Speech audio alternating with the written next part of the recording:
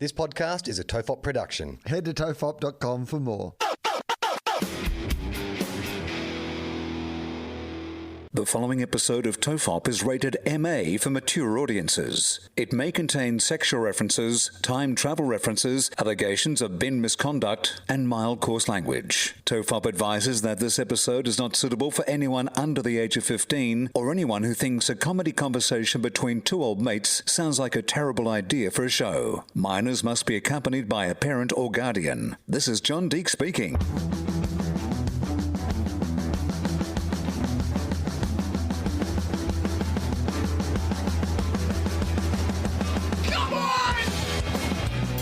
Everyone relax, this is TOFOP. I'm Charlie Clausen. I'm Will Anderson. Hello, and thank you for watching. Charlie just asked if we're in person. This is for Heritage Round.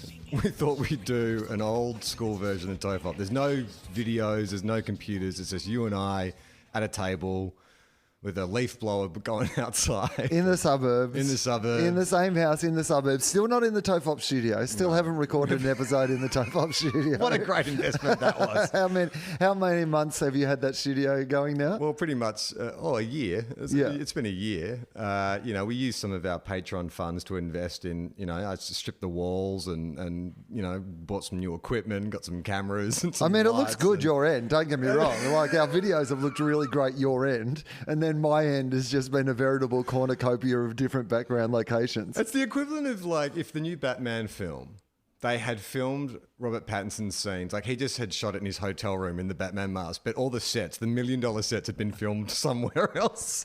That has been me doing all of my press basically, for the last, I don't know, at least like 6 months. But on Wednesday last week, so I had guys installing an entire new air conditioning system in the roof of the house. So they had to basically be up in the roof.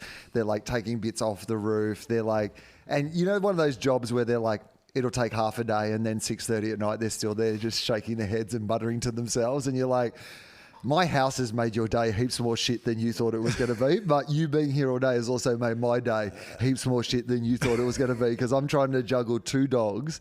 Like, they've got doors open everywhere, so I have to have the dogs in contained areas where I can be. But I also was doing an entire day of Gruen press. So at one stage, the only place that I could get any reception where I was away from the noise was in our bedroom. But in our bedroom, the only place... Here or? No, up north. Right. And in our bedroom, the only place that you can get reception is if you're in the furthest corner of the bedroom. So real... what's the original found footage movie? Blair Witch. Real Blair Witch Project vibes, because I am just in a corner staring at the wall, in the furthest corner, just up against the wall, and having to stand up because there was nowhere to sit. So I've got a stand up microphone, so it feels like I'm doing the world's basically it's Blair Witch Project live stand up. Me just in the corner to a wall. Will in the wall in a duo as I was doing all this press. So how were you getting your computer height to standing height? The old mate Chester drawers. I love it. So the computer's on the chest of drawers, and then I'm on a stand-up mic in the corner just doing all my interviews. And it's fair to say probably had a different energy. Yeah. Because when you're standing up and you're doing radio interviews, you're still bringing some real...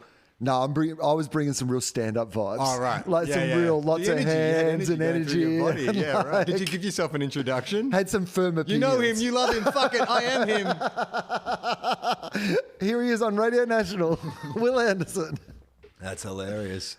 It's funny how we've just accepted that production values have slipped because of the pandemic. Mm-hmm. It used to be... Ours have remained pretty constant. Yeah, we were ahead of the game. We were way ahead of the game. But you'll watch a news program now and they'll cross live to their correspondent and he's in a shitty hotel room. It's not a great connection. No, he's on some Zoom connection. He's talking through his speakers in his headphones. Yeah. And you're like, even we thought this wasn't good enough quality for the podcast, and now this is mainstream news. But it's weird that we just accepted it. It's where someone can do an interview now on their phone. I've seen a few footy programs where the player will have his phone and he'll be moving the phone around. He's obviously sitting in bed and he's trying to balance the phone on his lap. And it's we just accepted that. Okay, we're going to go we're going to go backwards to go forwards to make it more convenient for us to keep doing the media that you like. But not even just the media. I was talking to my therapist on Friday, and he is moving house, and we were doing it was a Zoom call, which it is most of the time.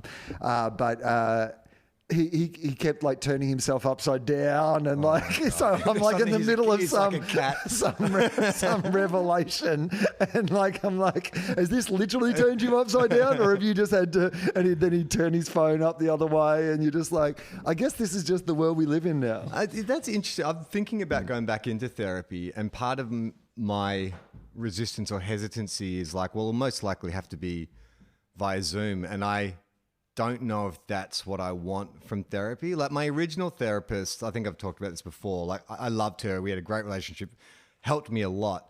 But then she broke up with me. She's like, I'm taking a job in Adelaide. And so she gave me two options of we can continue to do this via Zoom, or I can recommend someone else. And she was saying, I want to recommend someone else because I actually think when she said that, I was like, no, I don't, let's keep doing it. I'll do it on Zoom. And she was like, well, that answer to me suggests that, maybe you should go to someone else. The fact that you are feeling so like needing to hang on to me, I think it'd be healthy for you to find someone else. Right. And so I did. I saw another therapist and he was great. But now I'm sort of at a point where it's like, I need a bit of a tune up and I want to find someone. But I feel like when I pay for a massage, I will go top end because I want to have the full experience of I'm paying money for this. I honestly thought you just meant top end of your body.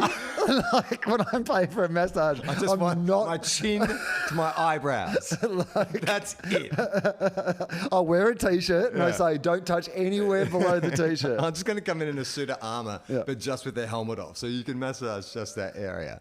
No, I want the full, I want to feel like I'm getting value for money. And I feel like if I'm doing it via Zoom, she or he could be, or they could be got a fidget spinner off camera, or, their kids are in the background, or they've got the cricket on or something like that. Yeah, but also you do. Yeah. So I think... Yeah, I'm not concentrating either. No. But I don't mind that. I actually think that I feel like when I'm there in person, you chat to them about life and the world and there's a lot of warming up. There's a fine line between starting a conversation and then getting into the therapy of it. At least in my experience, often if I'm in person with a therapist, you start with just sort of how's your week been, blah, blah, blah. And then at some stage you're like, oh, we're in it. When you're doing a podcast and you don't realize they've started recording. Yeah. That's what therapy's like in real life. You're like, oh, this is it, is it? Sorry. Yeah. I'll start being funnier. I'm thinking about my father all of a sudden. How do we get to that point? But I find on the Zoom, I just jump in. Because I've got the same, it's like a meeting. Yep. The scheduled time. The thing that you miss, by the way, yes, now you can hear the leaf blower in the background, because I'd made the decision early on that I would shut the door and so the leaf blower wouldn't be there. And then the dogs were at the door and so I opened the door. So now I don't know whether I should actually be shutting that door. Nah, I reckon leave it open. That's all right? Give people the full experience. Okay. I mean, it's not bothering me. So if it's bothering the listeners. Well, I mean... We are the captains of this ship. Yeah, but... Is there any ship that has two captains? I mean, I would imagine you could have co-captains of a ship, right? But there'd be one who has to make the call. Why? Well, when the ship goes down, one of them has to say, we're abandoning ship. You can't have two go. Because one guy says, no, we're not abandoning ship. Yeah. And then they're stuck. I mean, I guess umpires in the footy, there's a senior umpire. But at the same time, they're empowered though, the other ones, to make the final call. You can have an umpire who's not in the zone make a decision from the middle of the ground and overrule the. Yeah, so I guess that's like your two captains though, because your captain's got to sleep. Yeah, you can't be a 24/7 captain. But you wake the captain up to say the ship's gone down. Do we send out the lifeboats? But you only wake him up if the ship's going down. You need somebody in the meantime to be making the whole range of decisions before the ship's coming down. Before you wake up the captain would be my suggestion. Yeah, but I don't feel like. I feel like there's got to be a night captain. But we will make decisions together. Yeah, but if this was a ship, what the we SS would have TOFOP. to do. It's not the Titanic TOFOP. Yeah, surely we'll sink TOFOP. If this was a ship, we go in shifts. We wouldn't both do the day shift and then pop off to bed and then just leave no one in charge. Yeah. and we would be empowered to make decisions on each other's, but like, you wouldn't have to wake up me at 3 o'clock in the morning if the ship was going down to... I guess. That's... Well, no, but maybe what if it's a 50-50 like, or like, so they, you know, the I don't know, is there a driver of a pilot of the ship that says, hey, look, the radar's telling us we're heading towards an iceberg. We don't think we have a way around it. We may hit it and it's fine, but we could probably abandon ship. I think if I was the captain on duty, I would still want to wake up and go, look, man, like this. I'd be like, I've got a plan. We fucking jump it. We go faster. It's the speed protocol. Speed up. We use this. Because, I mean, let's be honest. What's the tip of an iceberg? It's a fucking ramp. That's what it actually is. Yeah. You know what we do, guys? We floor this shit and we use this iceberg as a fucking ramp. I mean, I haven't seen Speed 2, but I do know it's set on a cruise liner. Is that what they did? Yeah, there's a scene where they use an iceberg as a ramp. I mean, what was the plot? I mean, Speed 1, perfect film. Like, it's fantastic. What a simple concept. You get on a bus and you can't slow down. It's a great concept for an action film. Yeah. But what was the plot of Speed 2? If you had to guess what the plot of Speed 2 was, what would you say? They're on a boat.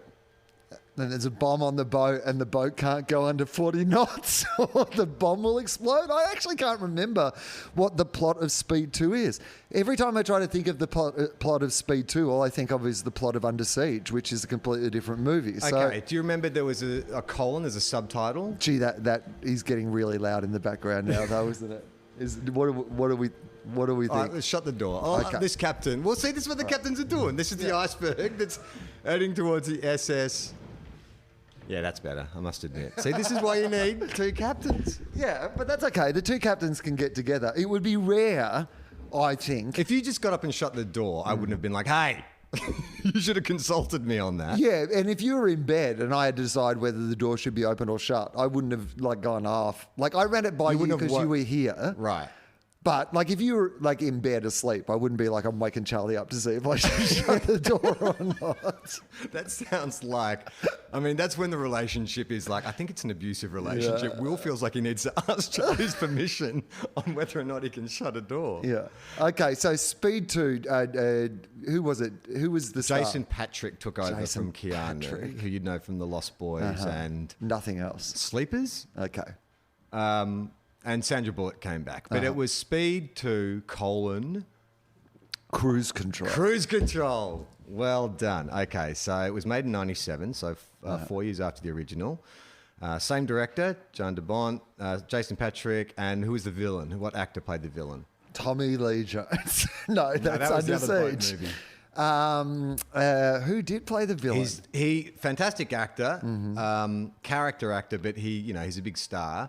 Often plays villains. Has been a villain in a tentpole superhero film, one of the earlier ones.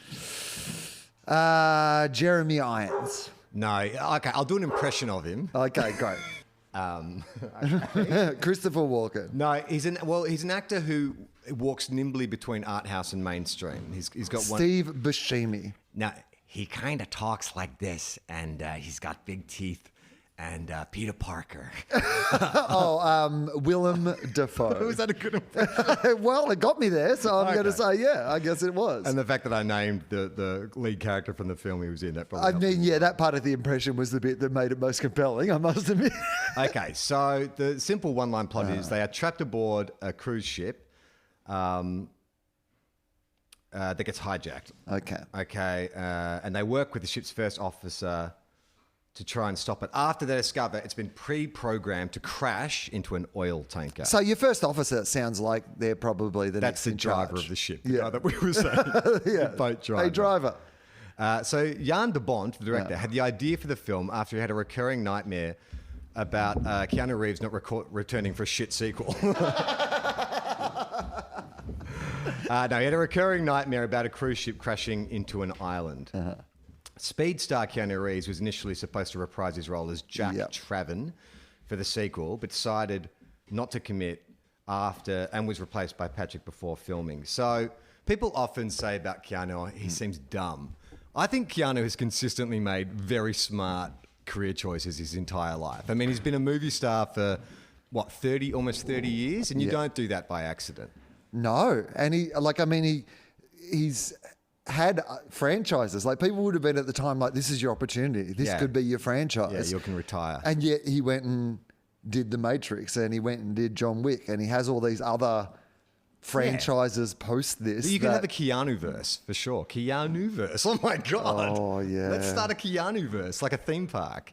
So you can literally just go and Matrix Land, John Wick Land. Yeah, you just go in, date an age-appropriate woman land. Yeah, like have different look, just different looks. You got your bearded kind of John Wick look. You got your skinhead Jack Traven look. Yes, I mean, absolutely 100%. If you told me there was like an amusement park like in Sweden or something, one of those weird things. It's like there's a theme park that's entirely Keanu Reeves themed. Well.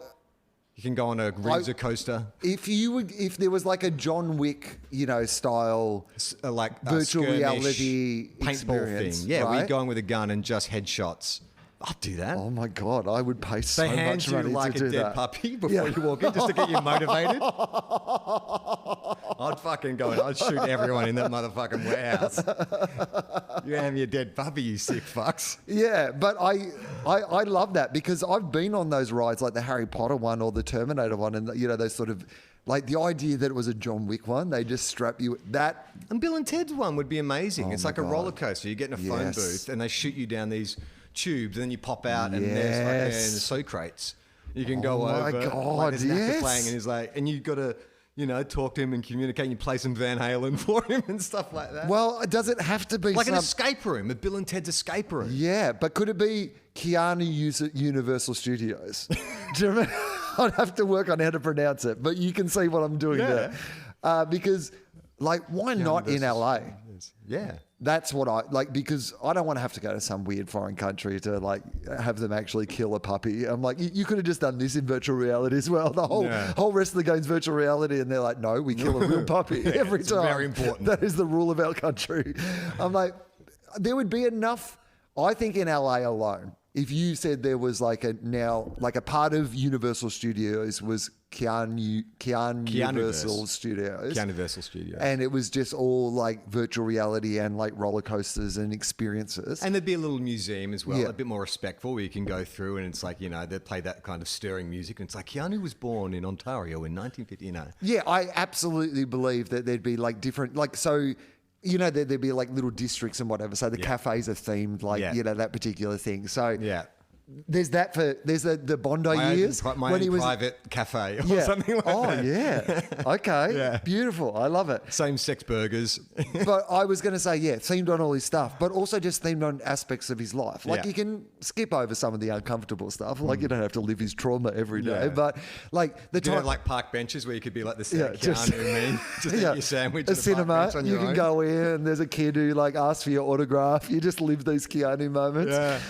No, I was thinking more like, he had his Bondi years when he was out here filming The Matrix. Is that where he lived, in Bondi? I don't know if he lived, but he definitely hung out at like Sababa and like on Hall Street and stuff back in the day. I sold him a movie ticket. He came into the movie cinema. Yeah, so I think like there'd be just like a little eastern suburbs of Sydney themed area where you could just go and get like some food and whatever, and just like eat some falafel at like an American version of Sababa. Probably reading some like 18th century poetry. Oh yeah, a whole bunch of his books are just like randomly around. Yeah. I could definitely get into that. The Keanu-verse. I mean, they have like Graceland and stuff. So like, why couldn't you have a Keanu-versal Studios? Yes, absolutely. Why couldn't you, and why couldn't we be the people who start it? How would you even approach that? Would you go to his agent and say, you'd need an investor, you'd need like we want to go there. We need to go and get some angel investment first. Yeah. And I am right across this because I've been watching the Joseph Gordon-Levitt series, super pumped about the creation of Uber. And he is, like the dude, Travis or whatever his name is the dude behind Uber, is the evil movie version of Zuckerberg and Bezos and all these sort of guys. He's the guy who came up wanting to be in the same league. Tech bro? Yeah, totally. Right. And like an absolute, like I mean, Uber is the greatest fucking like pyramid scheme of all time, basically, really, right? Like the people at the top get super rich, but the company's never made any money and it exploits its fucking drivers on every level. And it's like it went into, places and broke laws everywhere and whatever. It's like, it's fucking, like, it's so compelling. But now I know how it's done. So, okay, great. It's awesome. Yeah. So I know how to be completely unscrupulous. It's also been a real how-to guide of the idea that if you just get, like, if you are passionate enough about your idea and you just won't be stopped, that you can achieve anything. So I think we can achieve Keanu-versal Studios. You're Keanu Reeves for a moment. Imagine that. And so your agent comes to you and says, we have a serious big money offer. Yeah. And they want to do this Keanu-versal Studios. Yeah. It's going to be a mix of like rides and a museum and virtual reality, and people can play your famous characters and stuff. Like, is there an element of you that's like, this seems tacky and cheap and, trading off something that, or is there a way that you can view it as go, well, this could be like, as long as I have creative control and approval, this is like a pretty amazing legacy. Like, do you go with it? Interesting. Probably not. If you're going to get this creative control, it's not going to be tacky. Like, they want to do the best possible job, but like, it's a tremendously narcissistic thing to lend your name to, isn't it? I think that you would want silent creative control, because I wouldn't want people to know that I was like involved in it. I wouldn't want them trading off my name. But so it's not like Dollywood or anything like that. But I'd also want approval over everything. So like, so if it was me, like if like clearly it's never going to happen. But like if someone came to me and said, look, we got this idea, Will Anderson extended universe, like, theme park. So like people will be able to go in and like, pretend to be the host of Gruen, or they'll go and do some stand-up comedy, or they'll go and do a podcast with like, Charles in the background. With a leaf blower. We've got a couple of dogs. You sit down in this little crappy studio with his two like, wonky mic stands, and you start talking, a guy with a leaf blower just comes in. We released 2 dogs, alive dogs, by the way. Well, point of difference to Williverse to the In fact, Keanu-verse. we saved these dogs from a very unscrupulous Keanu-verse in Romania. So, but yeah, I think I would be, if it were to happen, I think that you'd want you'd want approval of the scenarios. Yeah. Like, I think that would be the scenario, I guess. But would you feel awkward about, so, when they're coming to do the Will Museum or the Keanu Museum, where this is like the earnest, they're going to talk about where you're born and, your influences and stuff like that. Like, they're all going to be kind of glowing tributes and stuff. Like, how do you tread that line between, you want it to be authentic and honest, but at the same time, it's here to pay homage. So you're compromised in a way. Like, giving approval over that, you are inclined to gloss over things, right? And well, I mean, I think if somebody's making an amusement park based on your entire existence, then yeah, absolutely. But what is it, I guess I'm more curious about what that exercise it's not like is like. When you go to Disneyland, they take you into a room of anti-Semitism to get into the head of Walt Disney. Do you know what I mean? Like, you're allowed to gloss over some of the sharper edges, but it's kind of like it's like being present at your own eulogy, because they're going to be saying all these wonderful things about you, and I just think I think there's a reason why you shouldn't be around. I mean, I don't think that it would be healthy for Keanu to go. But like, but the fact that it exists doesn't. Like, I mean, he's a movie star. Those things, like, he exists in people's imaginations regardless of the life that he lives. Like, the Keanu that people think that Keanu is not Keanu Reeves. Like, it's not who he sees when he looks in the mirror every day. It's not. So he already lives in that. Altered. In fact, he's maybe almost the one you could convince to do it. Not for him, because he's got more money than he'll ever need in his entire life. But like, if you said, we've worked out that we can like save every like starving child in Tanzania for every year. Like, we're going to set up the best way. We've like looked at, we had this huge problem. Like, all these people are dying. We need this much money a year to be able to like save these lives. And we tried to charity raise, we've started GoFundMes, we've done all these events. There is no way we can raise this money other than we've done the projected budget on what we'll make on Keanu-versal Studios, and your portion of that will be enough every year to have like, Tanzania be completely free of poverty. I think that Keanu Reeves would be like, Whoa. You'd be disappointed if he wasn't. Like, in that angel investment meeting, when you pitch the idea to him, if he doesn't say, whoa, you'd be like, oh, fuck it, the deal's off. Come on. The deal's off, mate.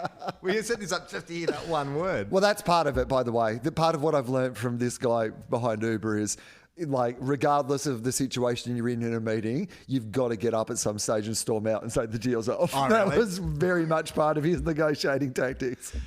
So I was saying to Jem the other day, I read this interview with Matt Damon, and he was talking about roles. Crypto and how good it is. No, it was roles that he had turned down that he regretted or whatever. Yeah. And apparently he was offered Avatar. Yeah. And I think he'd just done The Martian and was like, oh, do I want to do 2 like spaceman movies? And they offered him like a big chunk of the back end.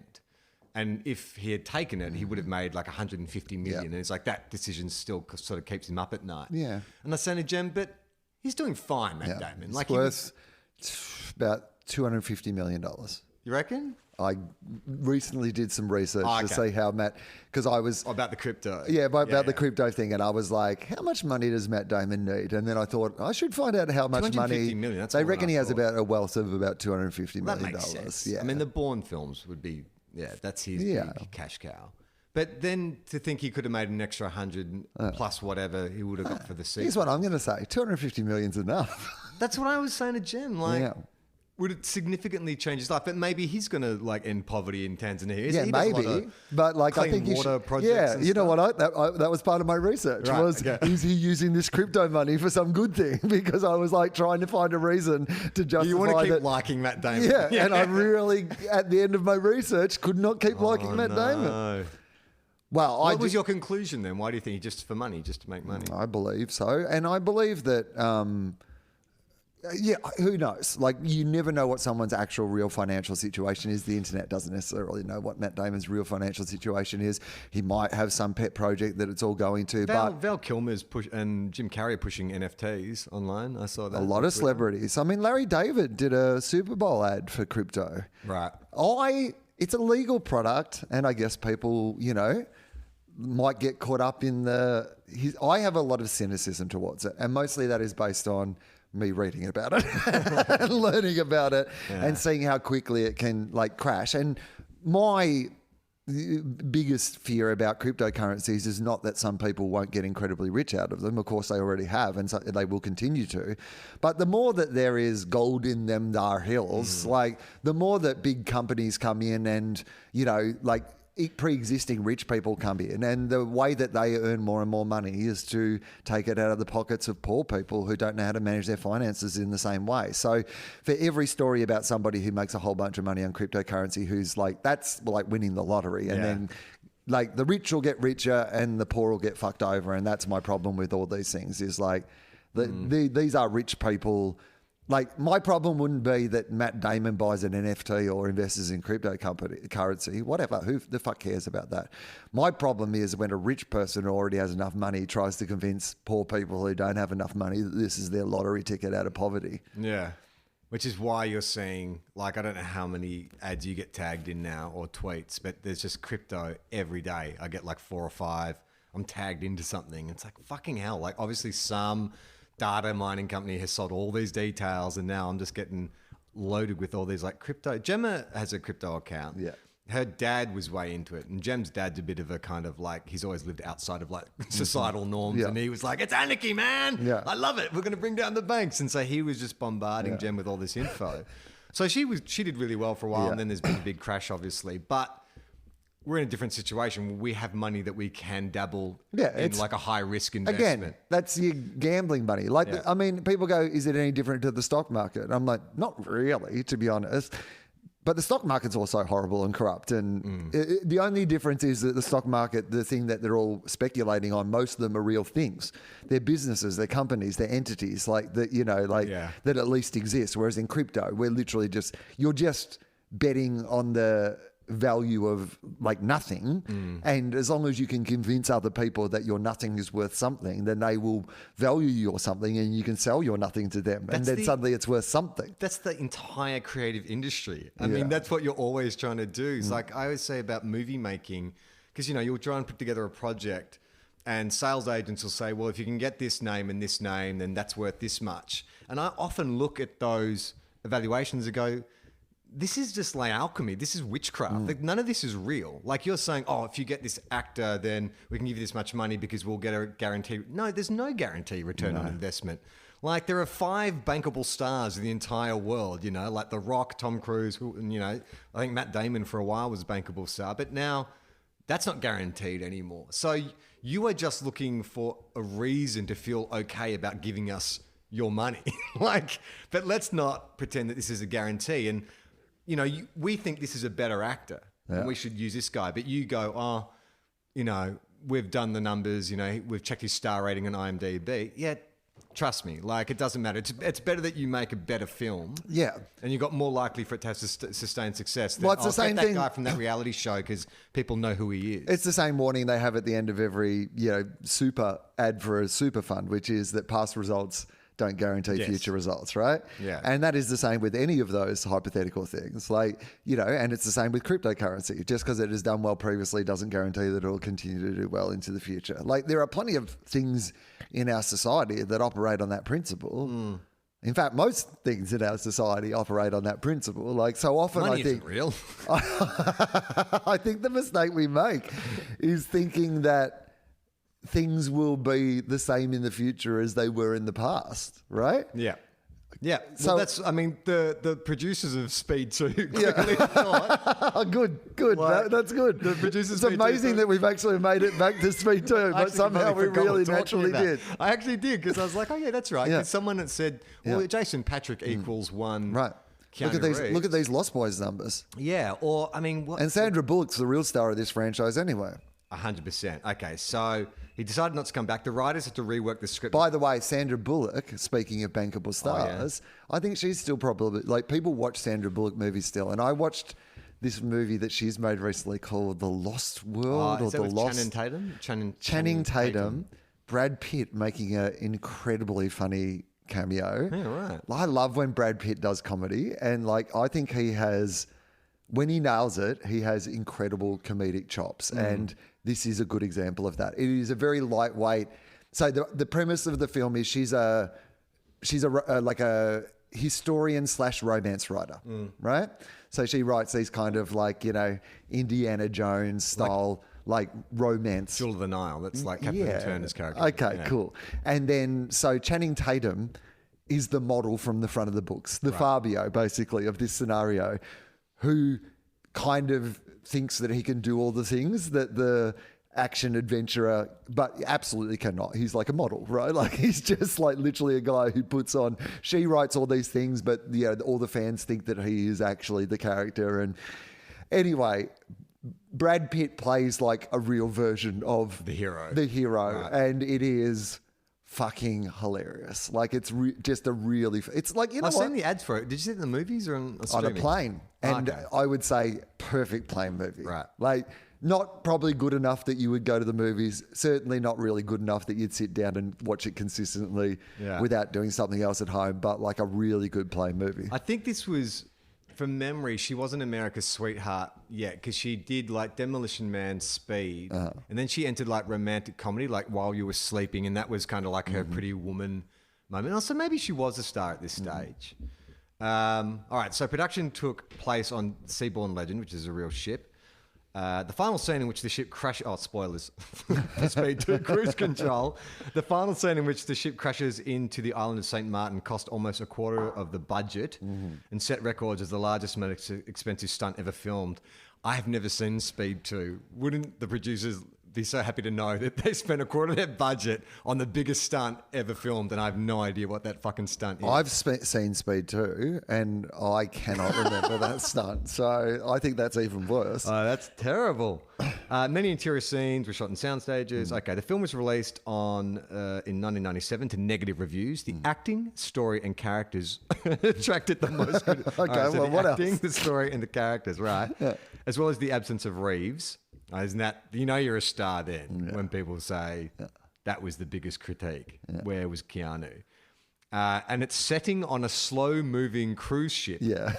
I mean, that's So it's not a military boat, it's a cruise ship. Yeah. Hence the Cruise cruise control. I mean, it's hilarious because it does literally go against the entire premise of a speed film. Yeah. Which is like high speeds, Speed. high stakes. It's right there in the name, I got to be honest with you. Speed 2, slow down. Roger Ebert defended the film. I mean, also the one thing that if you had cruise control on the original bus would have been a lot easier not to go under the speed limit. Totally. Roger Ebert said it's a truly rousing ocean liner adventure story. The film was a bomb, earning 164 million against a budget of 160 million. So you've got to make twice your money back.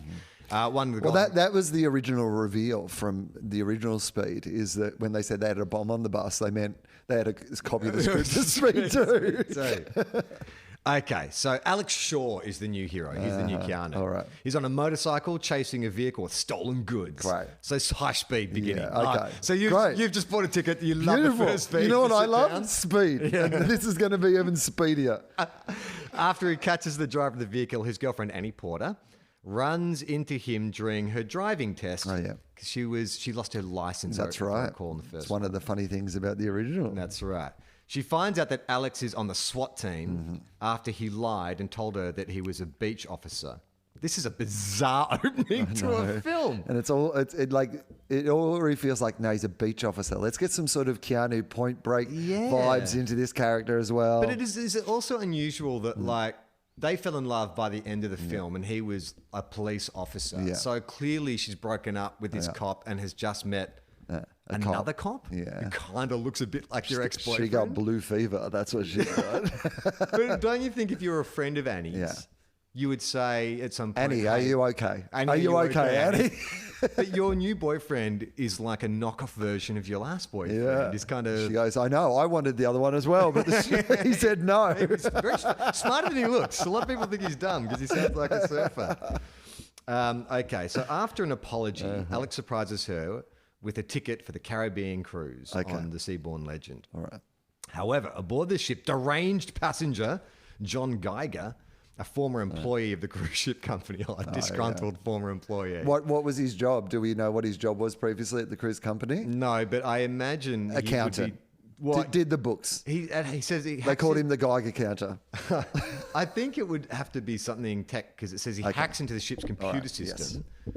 And the following evening, he sabotages the ship's communication systems and kills Captain Pollard. After remotely shutting down the ship's engines, Geiger calls the bridge to tell the first officer, Juliano, that the Pollard is dead, then he is in charge. So it's like Captain Roberts. Or what was it? Yeah, the Captain... Oh. What was that film called? Captain Johnson? I'm the captain now. What's that film? The film's called I'm the Captain Now. It's not called... That is the only line I remember. Captain... Roberts? Phillips. No, Captain... what is it called? Captain Roberts, isn't it? Is it? That doesn't sound right though. Like it might be, but Tom Hanks. Let's get some water while you look. Okay. Tom Hanks. Captain Phillips. Okay, so he says that, Geiger, that he's the captain. Well, that's apparently what works, Charlie. We've solved our dilemma of what happens if the captain's asleep and somebody needs to make a decision. All somebody has to say is, "I am the captain now." I'm the captain. Yeah.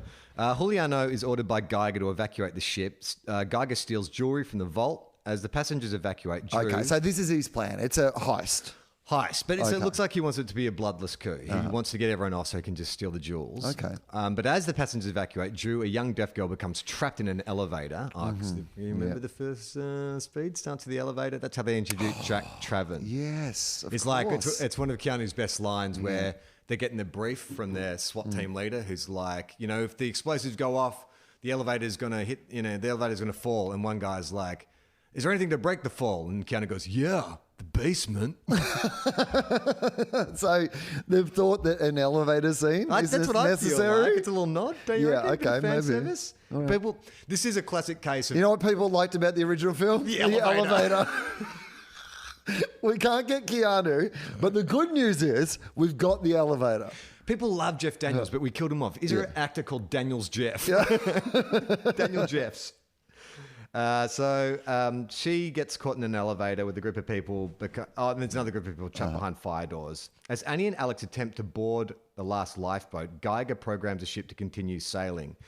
When the winch lowering the lifeboat jams, Alex jumps into the boat to rescue the passengers, while Annie and Juliano use the ship's gangplank to get them back on deck.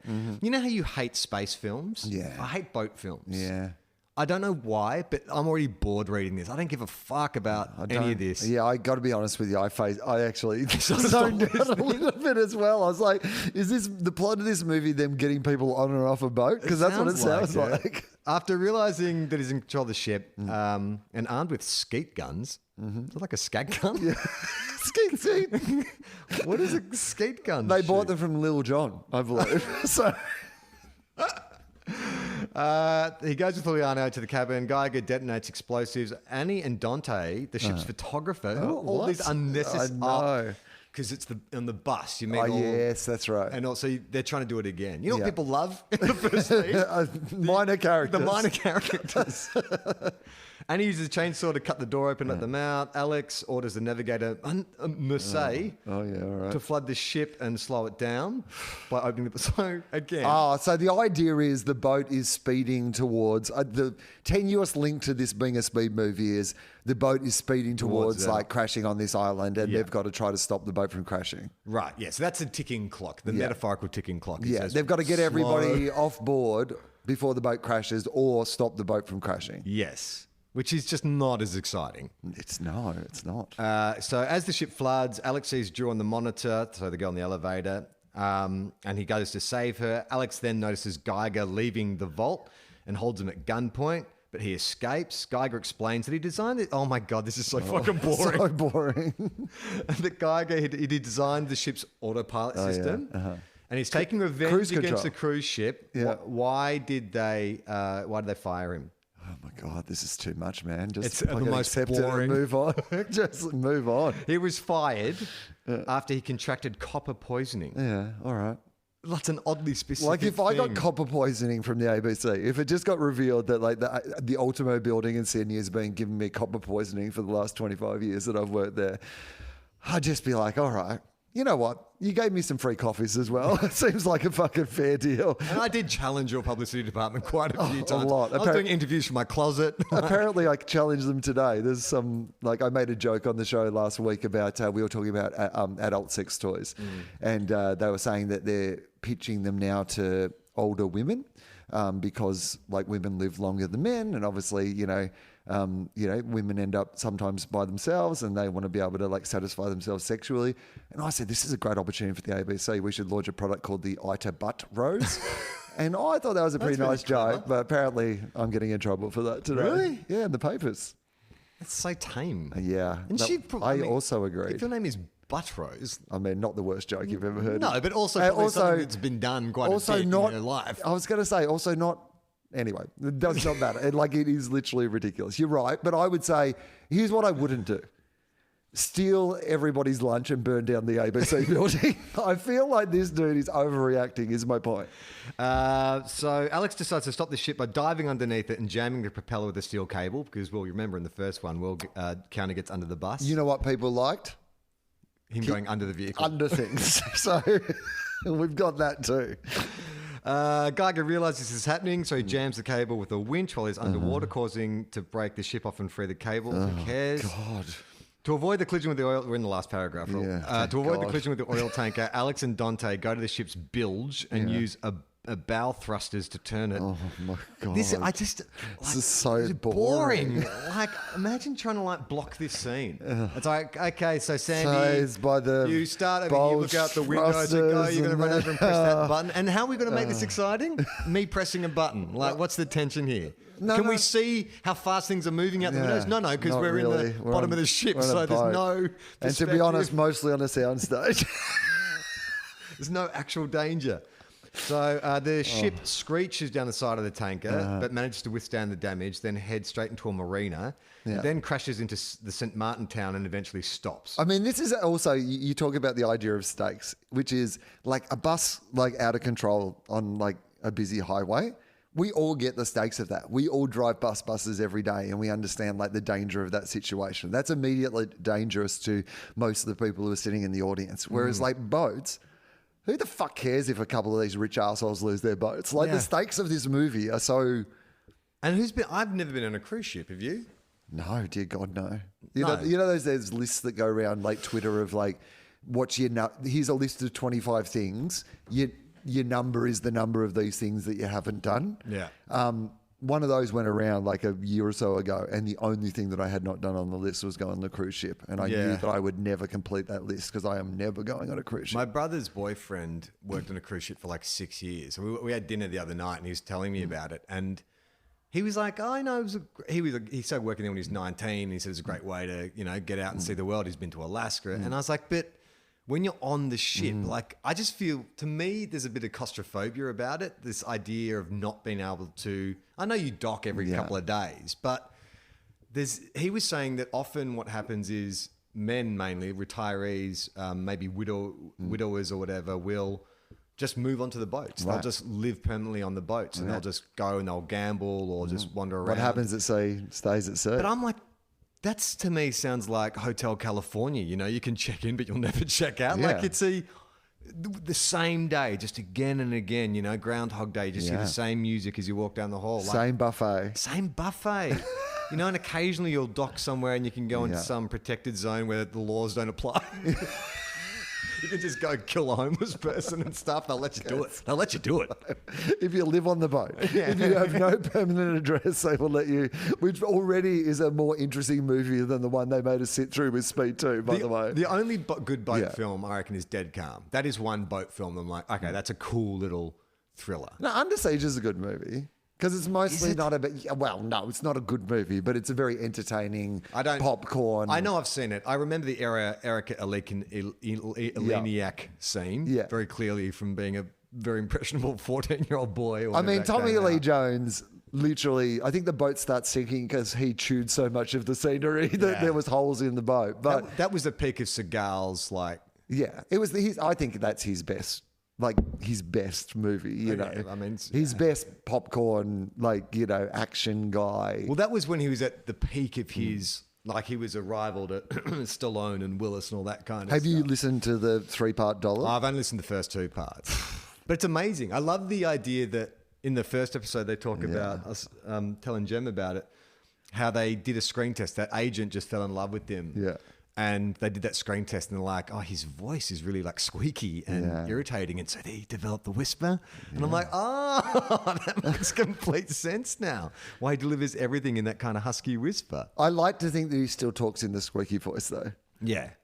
Like when he's at home, when he relaxes, shakes out their hair. I've seen it in his squeaky voice. I've seen a few. Bob Odenkirk has talked a lot about. He was a head writer or a writer on SNL when. There's that famous... so... They've never shown it again. No. Where it was like Seagal came on and the guest star gets like creative control or approval on sketches and he was just like, there was one where they wanted him, the Hans and Franz bodybuilders, and he was like, well, if I'm going to do it, I have to beat them up at the end. I can't be shown to be weaker than them. And they're like, that is not the point of a sketch. Like we're lampooning...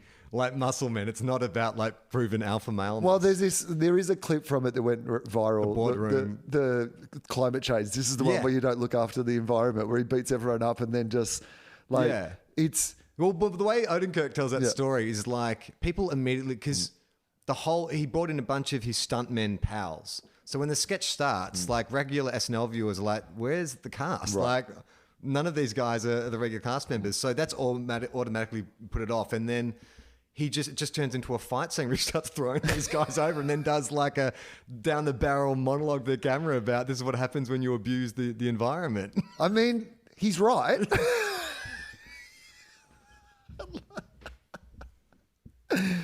But yeah, boat movies Titanic obviously is Titanic pre this or post this? Post this, isn't it? Post it, because they're not trying to cash in on any Titanic vibes. No. Titanic's really it, isn't it, when it comes to... the king of boat movies. Are submarine movies boat movies? Do you count submarine movies as being the same as boat movies? No. Submarine movies, because generally they're like contained thrillers. And that's why I put Dead Calm more in that category as well. When I see boat films, whenever I hear tin drums, dum dum dum dum dum dum dum dum, dum, and there's like a sailing montage, I'm like, I don't give a fuck. I don't care about any of this shit. Yeah, I think I agree. In general, Yeah. like in principle, like in general, space and boats. Is Jaws a boat movie? No. That's big monster movie. Jaws is we're going to need a bigger boat movie. Master and Commander, is that a boat movie? Yeah. Pirates of the Caribbean? Yeah. Ship. Pirate movie. It's Yeah, different but they again. don't call them pirate boats. They call them pirate ships, right? Pirate So that's a ship movie. movie. I'm actually trying to think of like, is there a genre of like, there are not a lot of films set on boats, are there? So Titanic would be the biggie.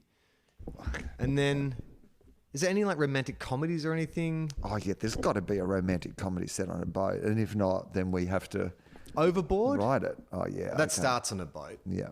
Films set on boats. That's going to be like 1,000. All right. Okay. Well, I'm just going to go with this is the 10 best boat movies of all time. Is this list? Oh, this would be interesting. Oh, and this is from Discover Boating. So this is They not know like, their shit. yeah, good. This is not some Hollywood list of the 10 best boat movies. This is the good people at Discover Boating who've decided to list the 10 best boat movies of all time. Interesting. It will answer, at least from the people at Discover Boating, one of the questions that you asked a minute ago. Okay. All right. The 10 best boat movies to binge watch, according to the good people at... now, I don't think you would be able That's to my idea of hell. If you caught up with a mate and he was like, you know what we're going to do tonight? binge watch boat Watch movies. boat movies. We're on a boat, motherfucker. All right, here we go. So this is their binge watching. Okay, so I don't think you're going to be able to guess the first one. I will say Kurt Russell's in it, and I'm not sure that will even... Oh. Kurt Russell's in it. Is it a new or old? It's a 1992 movie, I believe. Russell on a it boat. has... So, okay, the first...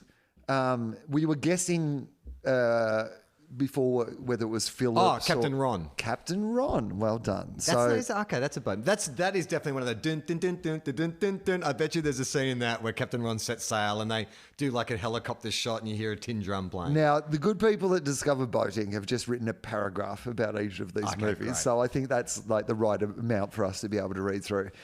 Mandatory watching for any sailor. So this Okay. is, Is I this love this really Captain perspective. Ron? Yeah. Captain Ron with Kurt Russell is remarkably accurate from a technical standpoint. Oh.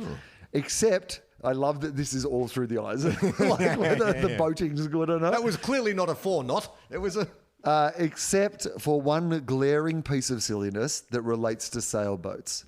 See if you can spot it. But did they tell us what it is? No. Oh, man. All right. Any sailor worth his or her salt has most of the key lines memorised. Really? Jem's dad is a sailor. He's coming Yeah. to stay with us in a couple of weeks. I'm going to ask him. just man. ask Just him put if a he knows slide any- on a bit of Captain Ron. I heard you guys like this. And despite its goofiness, there are a few scenes in this film that will ring remarkably true for anyone who spent time on an old boat. Okay, there you go. I would not have ever guessed Captain Ron. Now, number 2 on this list is a 2019 film that I don't think you will know. In fact, it's a documentary. A fascinating 2019 documentary about Tracy Edwards and her all-women crew in the 1989 Whitbread Round, the world race. It's called Maiden. You can't beat this true story for grit and an important history lesson. There's a bit of humour as well, great fashions and bad mustaches of the time. Okay, not as much to do with sailing, that one. All right, number 3 on this list, 2018 film, Adrift. You probably wouldn't know that either. Adrift. Do you know Adrift? I think I do. Madonna's in that, isn't it? No? No, I don't know. It doesn't. Oh, no, that's Shipwrecked. Yeah, okay. So let's see if I can find one. I don't know if you would know this. Okay, so number 5 on the list, not exactly a chuckle fest. It's based on a real tragedy from the 1960s. Jeff Bridges as the stalwart captain in charge of a training vessel and a bunch of wealthy White White Squall, correct. When disaster strikes, it's an uncomfortable study of what it means to be a captain. Ah. So there you go. Maybe we need to watch White Squall. and work out whether you can open or shut a door. All right. Now, 1992, again, big year for boat movies, apparently. Is a movie that starred Matthew Modine and Jennifer Grey. Oh, I do know this. Yes. It's about the America's Cup. Yes. Mixed with a real cast of America's Cup racers and thespians like Matthew Modine and Jennifer Grey. This tale of competitive drama, the plot is thin, the dialogue is stilted, and the acting is at times cringeworthy.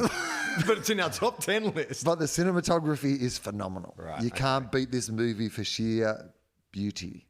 What's it called? It's not called Earth and it's not called Fire. Wind. It is called Wind. That's a terrible name for a film. It really is, yeah. I don't think people are going, I want to see that movie Wind. Yeah. Blow. All right. This one you have Wind already blows. mentioned. That was definitely a headline, wasn't it? So out of the last four, there are... Yes, okay. You've mentioned one of them already at least. Okay. So more in the horror genre. Oh. Well, I don't know. It's kind of horror. It's thriller. Like with a monster? No. Okay. With a ghost? No. Okay. Horrific events. It's Dead Calm. Okay. That's a thriller for sure. More in the horror genre. They're saying that. Yeah. They don't know what they're fucking talking about. Yes. With Nicole Kidman and Sam Neill cruising a remote stretch of the South Pacific when they come across the evil Billy Zane. This one's full of completely improbable scenarios, sailing inaccuracies. You know why I love Dead Calm? Because it has nothing to do with boats. That's my favourite boat movie, and it's the one the boat lovers hate. And young Kidman's bizarre perm. What? Yeah. She's got curly hair. It's not bizarre. Some Americans, they don't know BMX Bandits Nicole like we know Nicole. Exactly. She's always had curly hair. Now, She straightens it for you guys. You asked the question, Charlie, is Jaws a boat movie? Well, according to the people at Discover Boating, it is indeed a boat movie. Okay, good.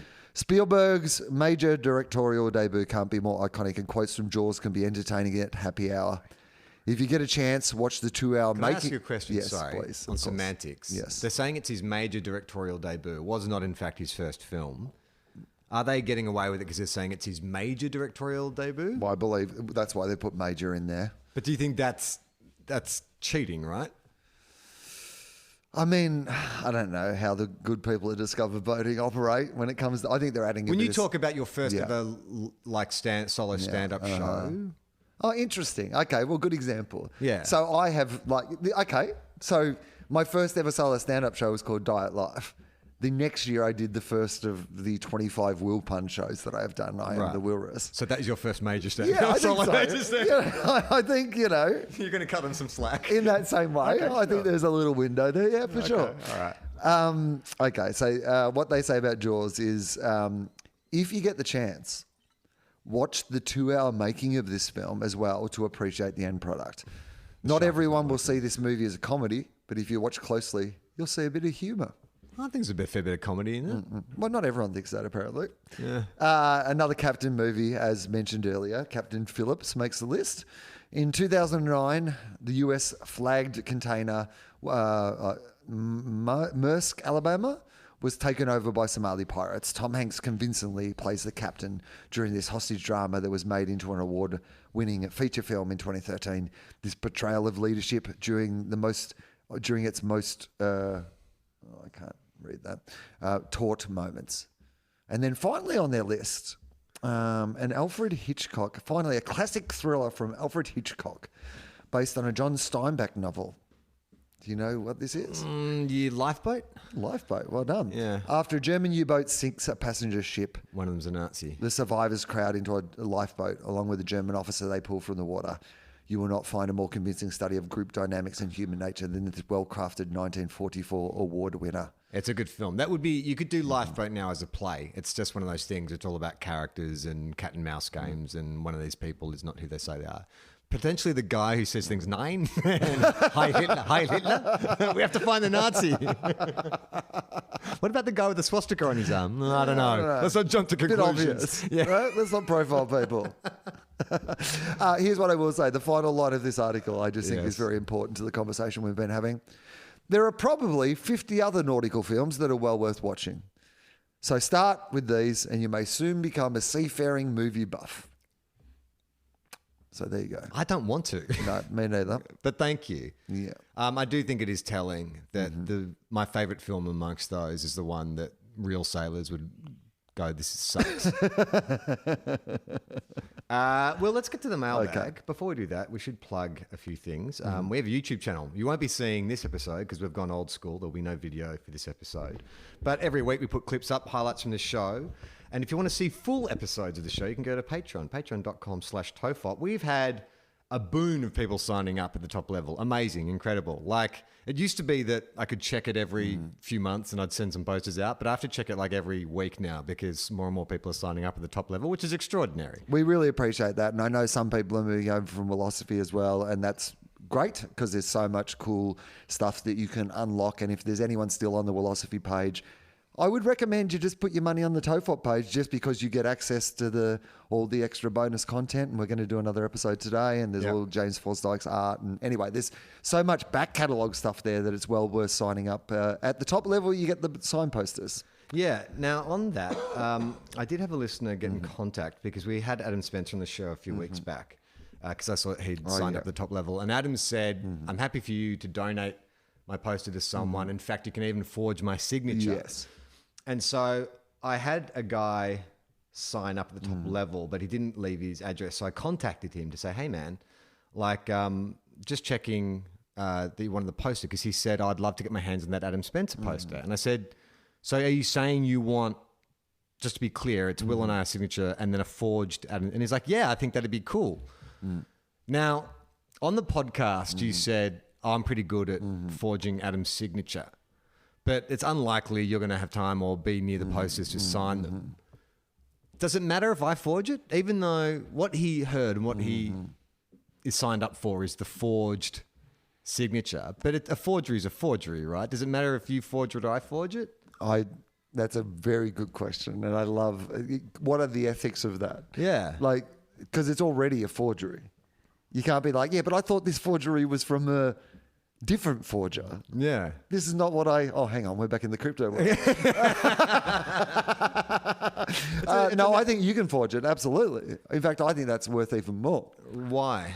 Because you're going to have... It's more rare. And yeah, because my take would be based on... It wouldn't be the actual, but it would be based on... Oh, well, I was going to ask you if you could send me like a... No, I think it's better if you just... Guess what Adam's... Yes, because that to me is... And also for Adam's security...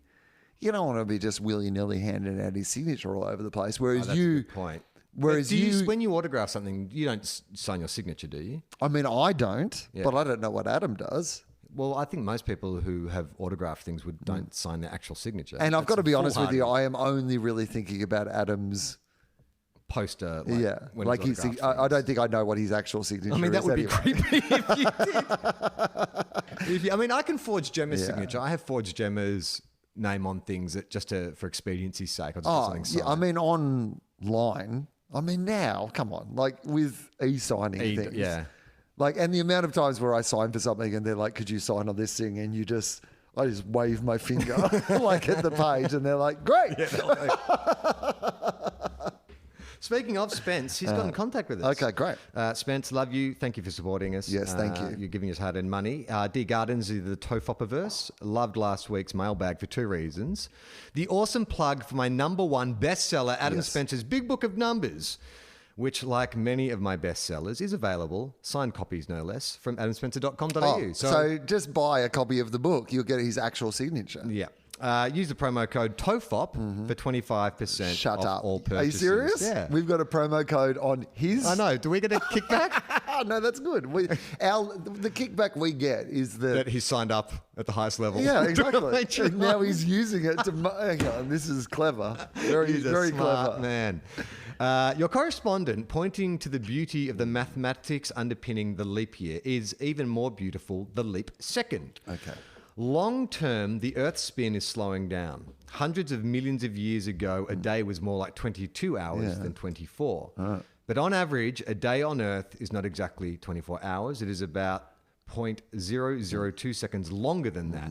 So on average, every 1.5 years, the Earth's spin and our atomic clocks are out by about 1 second. But this doesn't happen uniformly.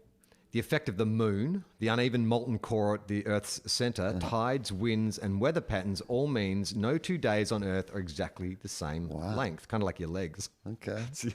This is too smart for me. The only analogy I can come up with is legs. When the Earth's position and our clocks fall out by a full second, scientists add a leap second. So at midnight on New Year's Eve 2016 into 2017 and before June 30th, 2015, the clocks did not count 11:59 and 57 seconds, 58, 59, 12. They instead went 11:59, 57, 58, 59, so up and down. So down and up.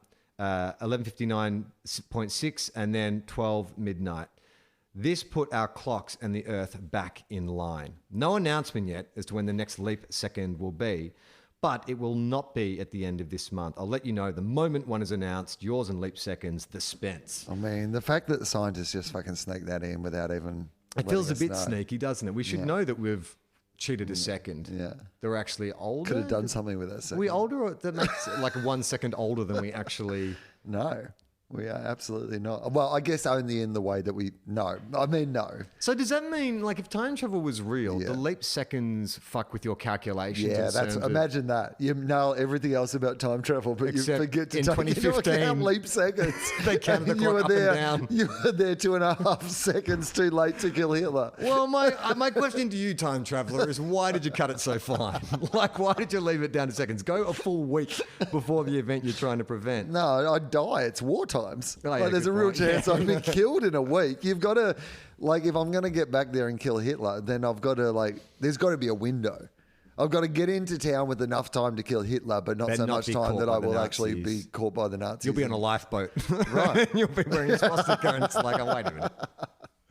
This is from Daniel. He's talking about the music festival Splendor in the Grass. My wife and I are driving to Byron for the first time. Now that you guys are locals in the area, where should we go for some food or drink in the area on our way up, or while we're in Byron but not at Splendor? There is a great, there is a town on the way between Sydney and Byron. Oh, God, I can't remember the name of it. It's like past Newcastle. It's a little surfy town. And they've got a hotel there that's rock and roll themed. Gemma and I stayed there. So you can stay in like the David Bowie room. There's a Tenacious D room. Like it's really cool. And they have like a really great setup. It's on the beach. And they have like great food and a great restaurant.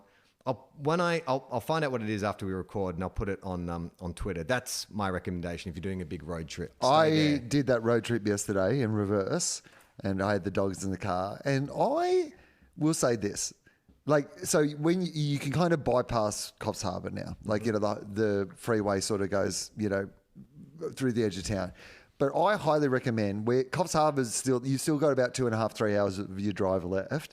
And the harbour at Coffs Harbour, down by the beach and that entire area down there is beautiful. Yeah. It's such a beautiful beach down there. Like, if you've got you're probably not taking your dogs to Splendor in the Grass, but like, you know, for me, like there's parkland down there. There's like, you know, a whole bunch of little caravans with food and coffee and stuff. And it's just actually really peaceful and beautiful. And a giant banana, of course. Oliver has written in, "G'day lads, I'm another teabagger that started listening far younger than I should have been back in the pre-home and away days." Oh, gee.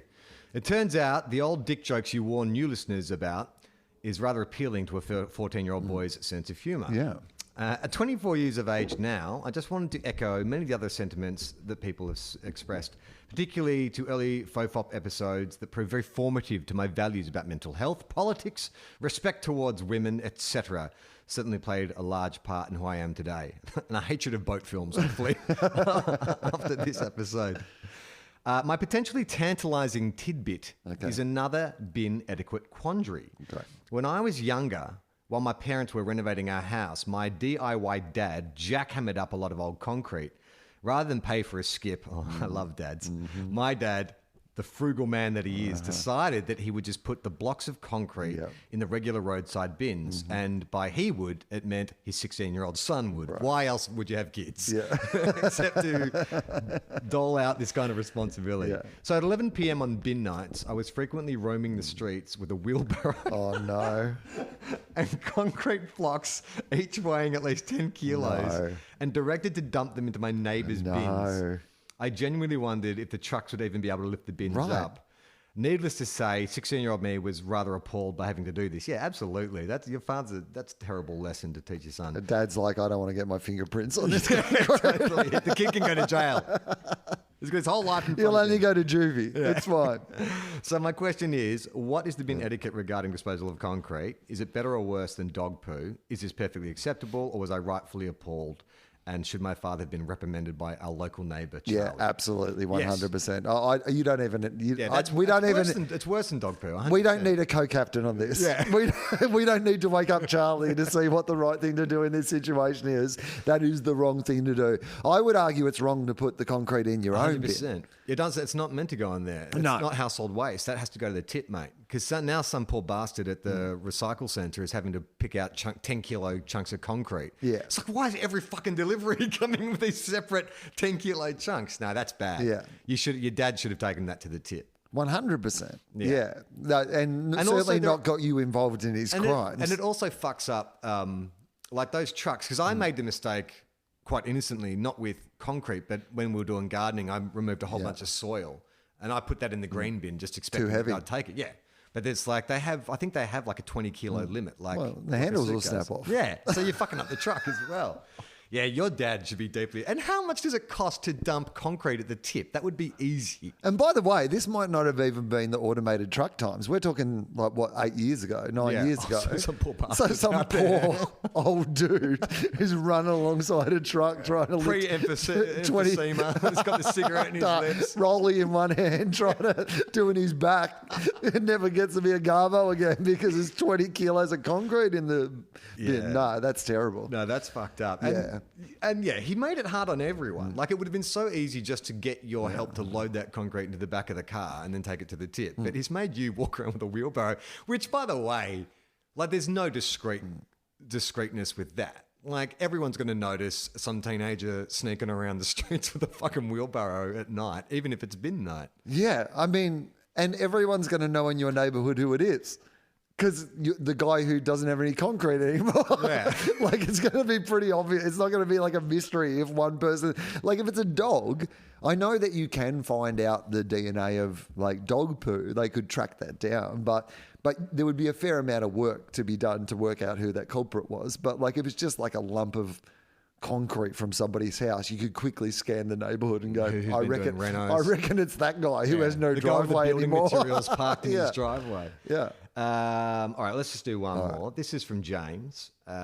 Dear Colin Fop, and I don't know if that's facetious. I think he genuinely thinks it's Colin Fop. Yeah. It's Colin Fop, as in Speed 2, cruise control. If you are ever looking for more to do, can I suggest or request TOFOP commentaries? Oh, yeah. Like old DVD commentaries. Are they passé now? Do they not do commentaries for films anymore? Who? What? Well, I guess you don't get DVDs anymore. Oh, movie commentaries a thing anymore? Interesting. That is actually a good question. Like, Because no one really buys hardware. Because if I could download hardware, commentaries, I still think if that you could do it on streaming, I'd do it. Yeah, I still think that I would. I think for most things that if I could download like a commentary of the episode, that'd be. I bought Fury Road on like streaming, like a digital copy, and I'm pretty sure that has all the special features, but I don't know if it's got a commentary. Interesting. Okay. So like old DVD commentaries, except it's you guys talking through something where you're not particularly qualified to the task. So like a reaction video, essentially. Okay. I think we did talk about that. There was a Russell Crowe video you were obsessed with. Oh, yes. That I still am obsessed with. We'll do that. Okay, we should do that. We'll do that. Yes. Yeah. Okay. So we'll do a commentary. Maybe Two Guys One Cup could release a watch-along commentary track for a game in this year's finals. Well, that might be a bit much. Yeah. Or FOFOP could get Guy Davis in to do one of your deep cut video store favourites. Oh yeah, I guess we could do that down the line. How would we do that? We'd have to watch it separately at our ends and do it. I think that would be okay. Yeah, all right, I'll ask Guy if he's up for it. Yeah. It's just finding the time because it's 2 hours. That's, when you got a kid, that's a lot of time. Maybe Podcast Mike wants to do a Human Centipede listen along. All right. He feels like he has time. I've never seen the Human Centipede. Yeah. Maybe Podcast Mike and I will do a Human Centipede listen along. I don't think I want to watch it though. I don't think I've ever seen it. Would you want to see it? Not really. I don't think so. All right, Mike, I'll talk to you about this at a later point. Maybe we can do like a mini version, like I'll watch a YouTube highlights clip or something like that and do a commentary. It might be nice for particularly lonely people who would like company to watch shit with. Oh, now you feel guilty. Okay, well, that's... Yeah. Okay. All right. You know what? Yeah. Look, we will try. The problem with Will and I doing commentaries is like we'd have to be in the same place watching something, but we're very rarely in the same place these days. I mean, today is the only day we could have done but I have to go catch a in the flight last year. and I have to go soon. So, all right. We'll talk about it. I mean, like all those great TOFOP ideas we never action, we'll add it to the pile. We'll add that to the pile of great things that we'll never do. Okay. Anyway, just one last question. Why do we address emails to Colin Fopp again?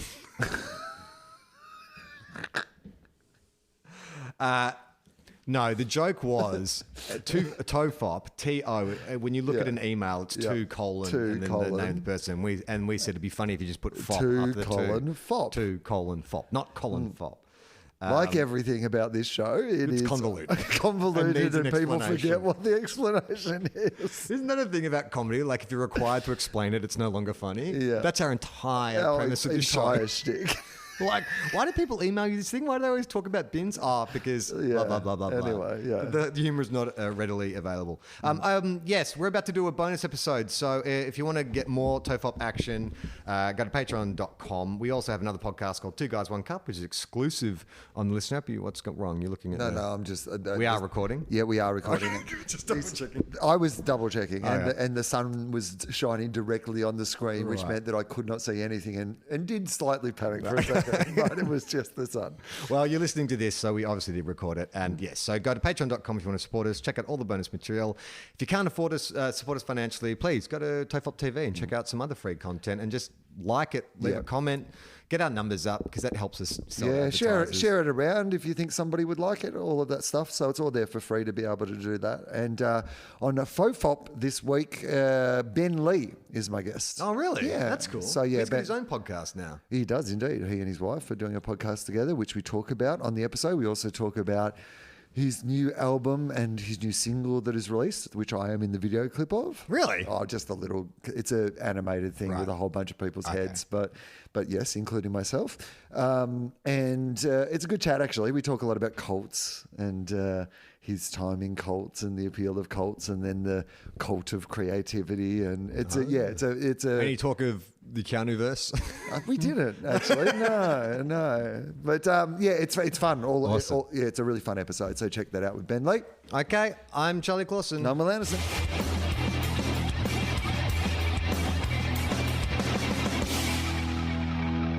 How long? Not long. Everyone relax.